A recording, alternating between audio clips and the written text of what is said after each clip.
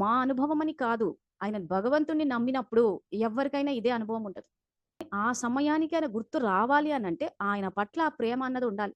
ఆయనతోటి సంబంధం ఉండాలి. ఆయన కాపాడుతాడు అన్న నమ్మకం ఉండాలి. ఇవి ఏవి లేకుండా మనం అలా ఊరికే బాబా అంటాడు చూసారా 75% షో పుట్ ఆఫ్ భక్తులు లేదా 25 సత్యమని. అలా ఊరికే షో పుట్ ఆఫ్‌లు చేసుకుంటూ ఉంటే మాత్రము ఆయన శక్తి ఇచ్చినా గ్రహించలేకపోతాం. ఇప్పుడు అందరూ ఏ విషయాన్ని సరిదిద్దుకోవాలి అంటే శరీరంలో ఏమీ లేదు.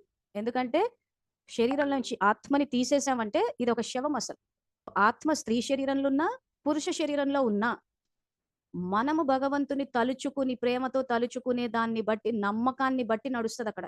మనకొకవేళ పాత పాపపు ఖాతా